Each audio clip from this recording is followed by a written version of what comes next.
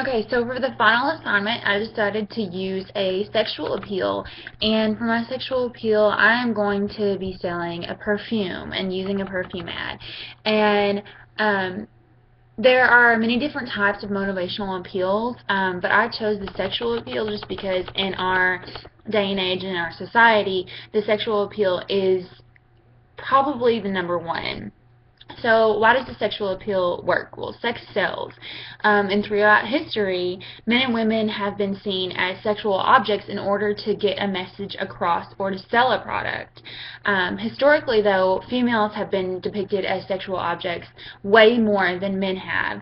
And also studies show that men are more persuasive to females and vice versa. So for my ad, I would definitely be using a commercial to sell my perfume, and in that commercial I would probably have a man and a woman, both of them very attractive in the eyes of society.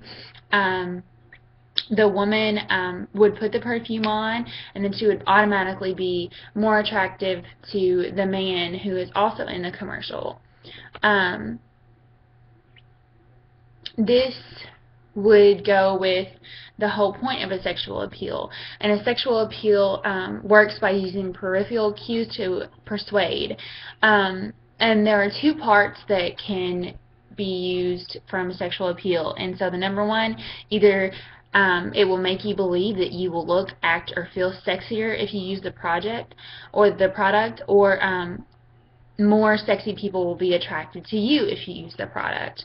And so these ads rarely actually talk about the benefits of the product, but more use sexual imagery just to persuade that person into feeling one of those two things.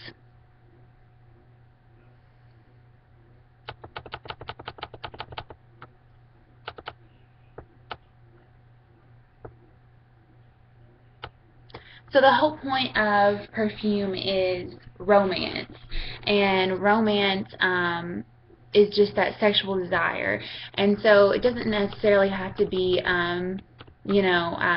seductive or slutty in a sense, but it can just be seen as romantic or just desirable. Or you can always go with that kind of seductive route. My target audience would be 18 to 40-year-old women. I just chose this audience because if you're under 18, that's probably too young to be feeling those sexual feelings that, would connotate with that ad. And then over 40, you're probably married, probably have kids. I'm not saying that you can't feel sexy over 40, but it's definitely targeted toward the audience in between those two. And while I am using women as my target audience, there are always those men that, might see the ad and see that, hey, this woman's very attractive and she's using this perfume. Maybe if I bought this perfume for my significant other, then she would be that attractive, or I would be as attracted to her as I am to the female that's in the ad. And so for the women, definitely it would just be one of the two that I mentioned earlier. Either they would feel as sexy as the woman in the ad feels, or they would be as attractive as the woman in the ad. So they would attract more men like the men in the ad. So that would definitely be my target for my advertisement. And in Chapter 5, it really discusses the gender differences in persuasion. And so the theory of cross-sex effect, it is basically that females are more likely to be persuaded by males than males being persuaded by females.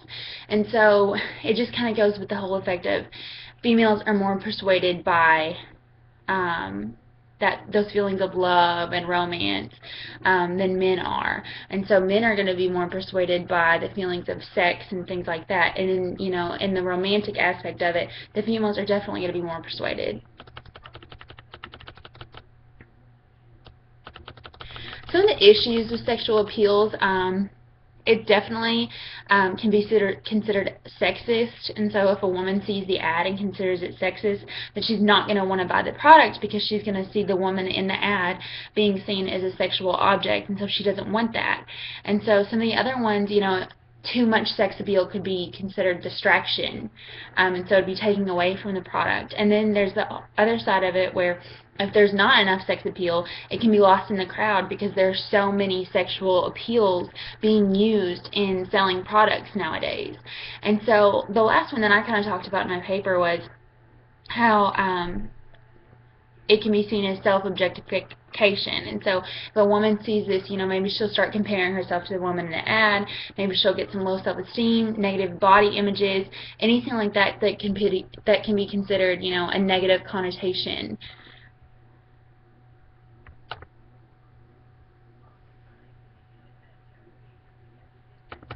Not only is the ad going to be considered a sexual appeal, but also the fragrance of the perfume. The fragrance of the perfume is also going to connotate that feeling of romance, that kind of thing. And so it will give the impression that it will increase the user's sexual attractiveness.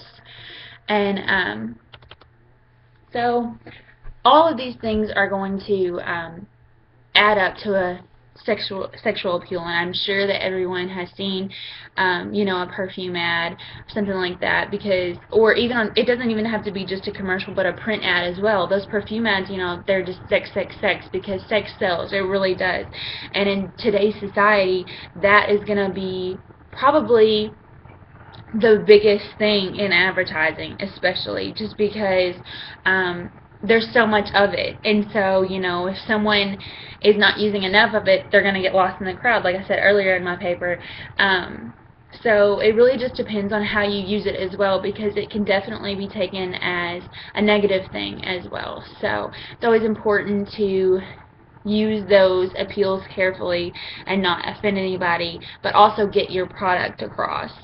So that was my final assignment in Principles of Persuasion.